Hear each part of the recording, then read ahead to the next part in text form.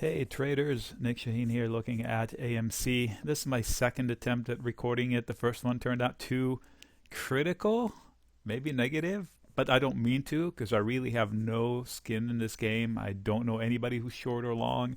I'm not short or long. I'm I don't look at this stock. I finally said, you know what, I'm going to give it a look and see what happened and what's going on. So this is a short-term chart basically every candle is 2 hours.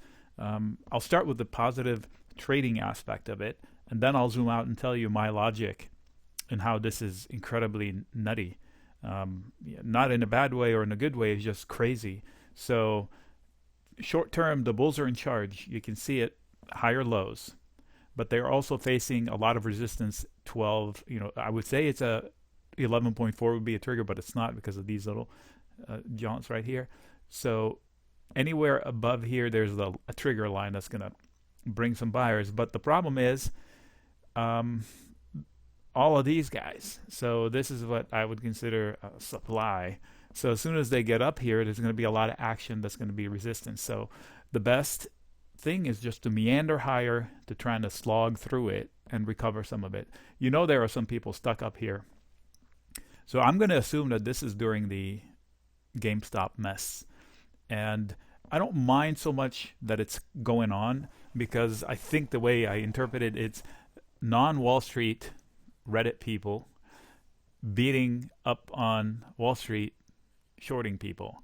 So I enjoy seeing Wall Street losing, the people on Wall Street, because they rigged the game, we know it, and they're losing at their own game with these instances.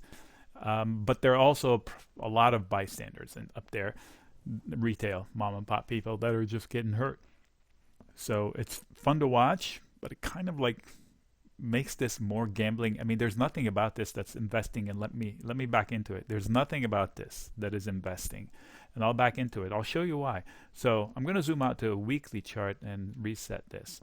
We're talking about, I'm going to go maybe monthly even.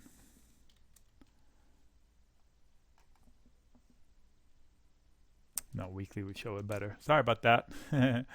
Okay, so weekly, and I'll make it skinny. All right, so this is AMC for a long, long time. We're talking 2014 on. Things weren't great, right? They came out of the box, burst and failed, and burst and failed, and then failed miserably, and they couldn't recover the neckline from which they failed back in 2017, middle of 2017. Something happened here, I don't know what. So they showed promise, and then downtrend, hideous, right? And then something right here, something little happened. What was it called? Oh yeah, the pandemic, and we shut down the world, and their income basically ended. And I don't think I can go to movies in California right now. I don't even. It's not even on my to-do list. So their income is not there. And we'll look at that in a little bit. So I understand if somebody wants to anticipate a recovery back to what it was before the pandemic, which would be right here. But all this, like, what's the logic of buying it up at 20? What is the logic? So yeah, we're going to erase the pandemic. We're going to reopen all of them. So we're going to go back to what they had going as far as income and costs to before the pandemic, which is here. So what's this? Like, 3 times as much almost. It's pretty bizarre. Interesting where it stopped. So whoever was stuck here, thank you very much. I'm out. You take it from me. They're done. Now they're up here, so they're facing this. We looked at it short term, so the bull is in charge short term. There's no doubt about it. But the logic is pretty bizarre. So what's going on with their P&L? So this is quarterly. I broke it down to see if there's any patterns. In the last quarter of 2019, which was normal, 1.5 billion. Now it's 120 million. The run rate looks high, but trust me, it was a lot higher before on the yearly basis. And they have a 3.7 billion loss. I don't know if they wrote down stuff. I don't know what's going on in here, but it's not pretty. So I don't understand this exuberance over a rally. I understand chasing, like airlines. Okay, they're reopening.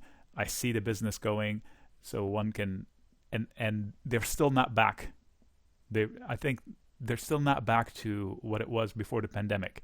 So why isn't this following the same model? Debt to assets is climbing. Look at debt from 6 billion to 12 billion. So assets are growing, but debts are growing faster. So I'll give you an example. What is it? Something triggered on me today. UAL, look, triggered. This is a weekly. So this was the pandemic, and they're still trying to get back to it. I get it. I get that. That makes sense. They're out of the hole. They're going to make it. They're buried in debt now, but they're going to make it. Give them time to recover. So I'm buying the upside hopium. That is logical. AMC, what? They already buried the pandemic? Not logical. So if I'm buying it for an investment, shame on me. Me, not you. You can buy it. But if I bought it for an investment, shame on me. If I'm trading it, fine. I better know charts because my opponents are pretty damn good, it seems like. So a lot of people are losing money. A lot of people are making money.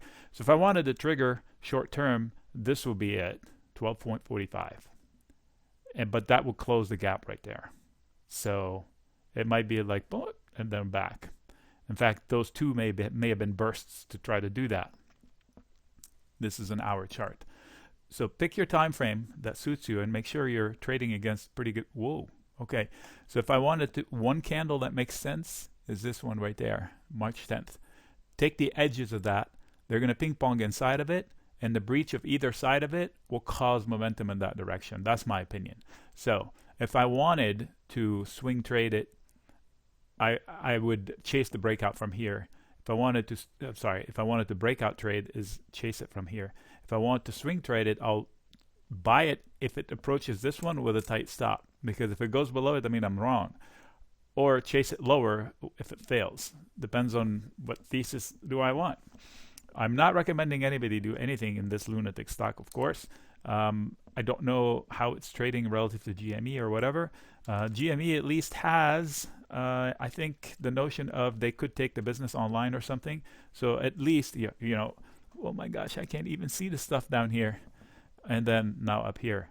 So this is even crazier in my opinion. But hey, they have, you can't take the AMC model online because then you're Netflix. And they're not. And there's Disney. And Disney doesn't need them anymore. They have their own with 150 million. No, it's 150, not 100, because they own Hulu too. So it's 100 now, Disney alone, plus 50-ish for Hulu and whatever else they have. So what is AMC doing? I have no idea, other than amount, a lot of debt. Again, I don't mean to be critical, but I'm critical of the thinking. I don't get it. What is that hammer? What was that hammer chasing?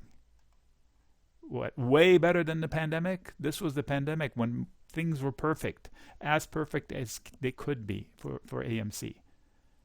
And now they're still as crappy as they could be. Is that fair to say? Yet, they make it 3 times as perfect? It just doesn't make logical sense.